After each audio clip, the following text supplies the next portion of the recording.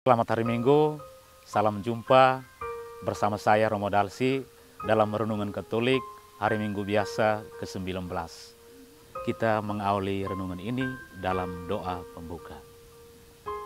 Dalam nama Bapa dan Putra dan Roh Kudus. Amin. Bapa yang Maha Kuasa, Pencipta langit dan bumi, kami anak-anak-Mu datang dan bersembah sujud di hadapan hadirat-Mu atas segala penyertaan selama sepekan ini. Cinta-Mu menyelami seluruh hidup kami. Berkatilah kami agar selalu mengarahkan hidup pada Putra-Mu, roti surga yang telah turun bagi kami. Sebab Dialah Tuhan dan pengantara kami yang hidup dan berkuasa kini dan sepanjang segala masa. Amin. Bacaan diambil dari Injil Yohanes bab 6 ayat 41 sampai dengan ayat 51. Maka bersungut-sungutlah orang Yahudi tentang Dia, karena Ia telah mengatakan, "Akulah roti yang telah turun dari surga." Kata mereka, "Bukankah Ia ini Yesus, anak Yusuf, yang ibu bapanya kita kenal? Bagaimana Ia dapat berkata, 'Aku telah turun dari surga'?"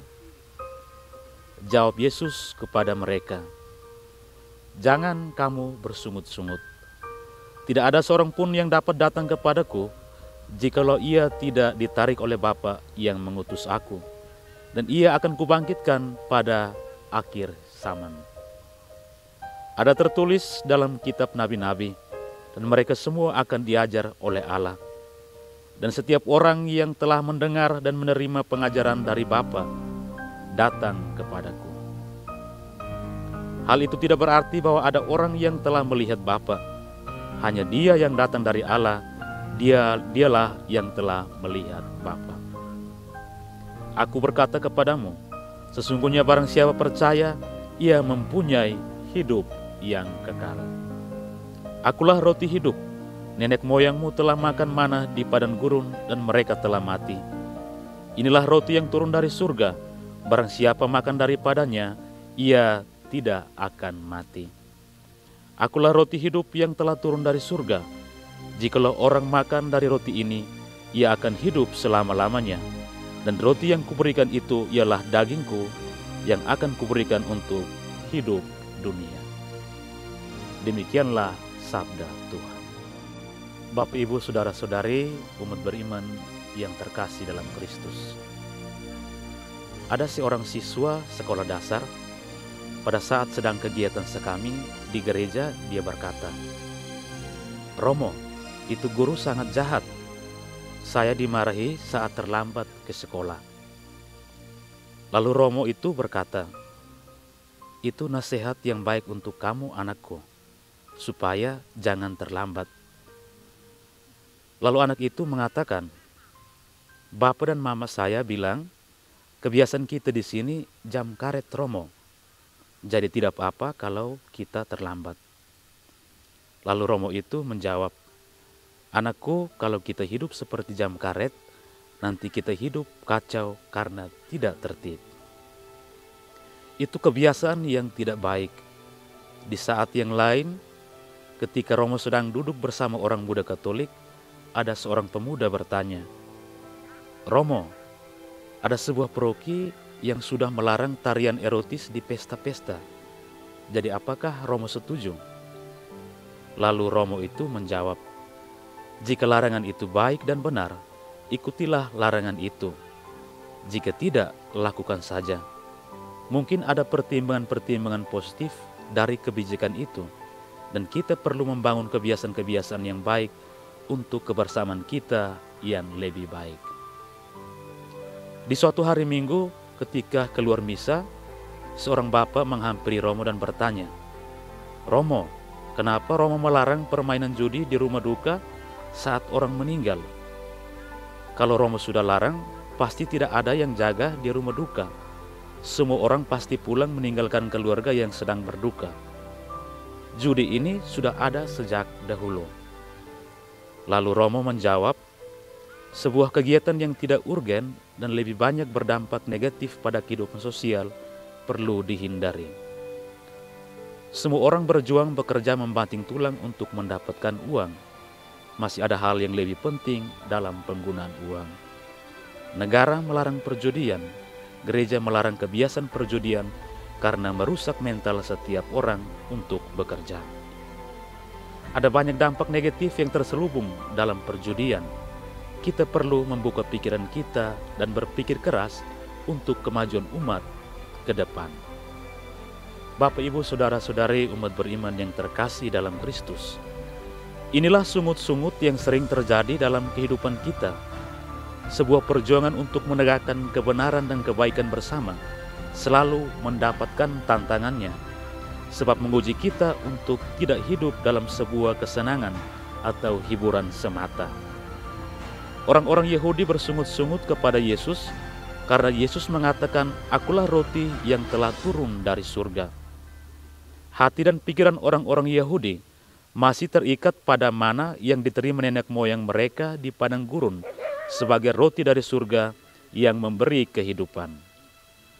Namun Yesus berkata, "Nenek moyangmu makan mana di padang gurun dan mati. Akulah roti yang turun dari surga. Jikalau seorang makan dari roti ini, ia akan hidup selama-lamanya. Dan roti yang kuberikan itu ialah dagingku."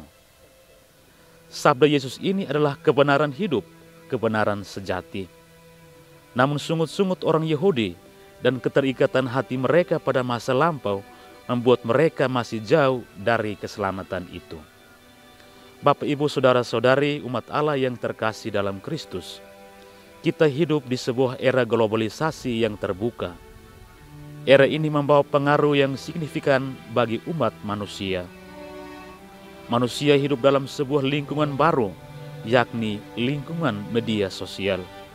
Sebagaimana pengaruh lingkungan sekitar menjadi faktor pembentukan pribadi seseorang atau sekelompok orang, begitupun lingkungan media sosial juga sudah menjadi faktor pembentukan diri.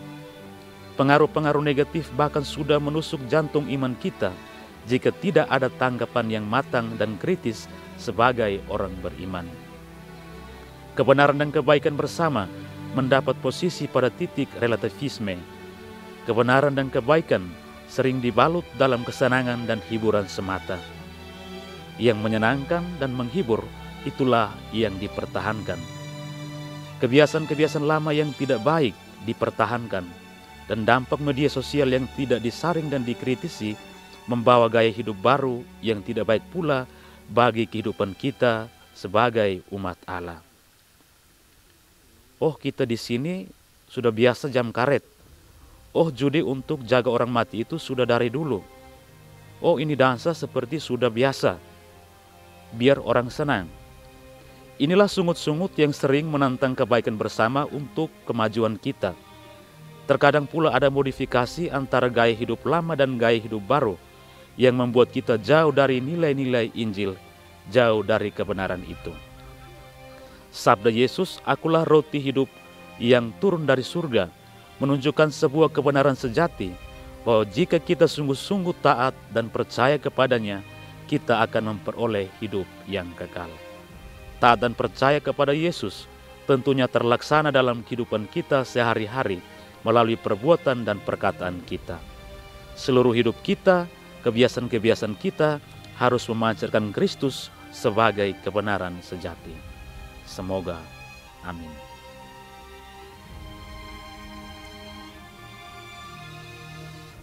Marilah kita berdoa. Terima kasih Tuhan Yesus, Engkau telah datang memberi tubuh dan darah-Mu yang memberi kehidupan kekal bagi kami. Semoga hidup kami selalu terarah padamu, satu-satunya juru selamat kami, kini dan sepanjang segala masa. Amin. Tuhan bersamamu, saudara-saudara sekalian senantiasa dibimbing, dilindungi dan diberkati oleh berkat Allah yang Maha Kuasa, Bapa dan Putra dan Roh Kudus. Amin.